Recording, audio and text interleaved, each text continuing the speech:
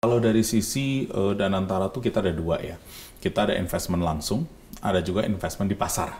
Saya balance karena saya tahu baik pemirsa yang ada, penonton CNBC dan juga wartawan CNBC selalu nanya mana hasilnya, mana hasilnya. Memang kalau di semua sovereign fund, semua tuh di measure in terms of 10 year dan 20 year. 10 tahun dan 20 tahun. Itu biasanya bisa sampai 2-3 presiden. Oke. Jadi ya benar kata Pak Presiden, Pak Prabowo waktu pertama kali ngajak saya, kamu lakukan bukan buat saya ini, kamu lakukan buat negara.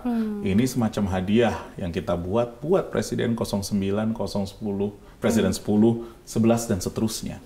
Jadi memang ini kalau boleh dibilang ya apapun yang kita investasikan mungkin tahun ini, kalau direct ya mungkin baru kelihatan 5 tahun dari sekarang, 4-5 tahun dari sekarang. Dan itu udah kami komunikasikan juga kepada stakeholder yang terkait. Tapi kalau ingin lihat, kita kan harus balance antara medium long term sama short term.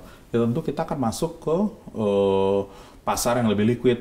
Apakah itu bond market, apakah itu public market, itu kita sudah bicarakan juga, itu mungkin hal yang bisa lebih instan. Jadi ya saya juga happy ini mau 17 Agustus ya kan, kita juga lihat pasar modal kita makin membaik ya kan. Waktu pertama kali tadi Shania kita cerita, kalau saya nggak salah tuh kita di bawah 5.000 tuh waktu Danantara 4.700 waktu Danantara di announce. Betul. Mungkin banyak sekali worry dari publik, dari investor apakah Danantara ini, ya kita pelan-pelan mencoba membuktikan. Sekarang market 7.900 plus, insya Allah bisa melewati 8.000, sekarang pun udah all time high. Memang yang kita lakukan menghasilkan kepercayaan publik. Bisa nggak kita, contoh pertama, baru bulan pertama kita udah bilang, oke, komisaris kita perkecil. Direksi juga kita lebih perbaiki, ya kan, dari perusahaan-perusahaan yang terbesar.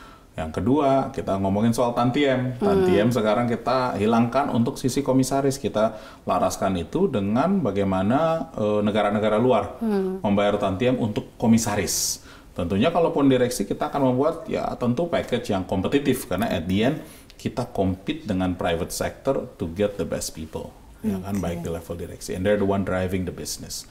Komisaris represent us to make sure tata kelola di situ ada. Jadi itu sih mungkin beberapa hal, tahap-tahap yang kita lakukan, dan sekarang udah ada beberapa BUMN juga announcing what they want to do the next 5 years, dan udah kelihatan kan saham-saham dari sisi BUMN mulai perform dengan baik. Jadi ya saya mengharap mulai ada kepercayaan dari dulunya, mungkin saya berani bilang trust deficit, kita menjadi trust neutral, ya insya Allah nanti bisa menjadi lebih positif.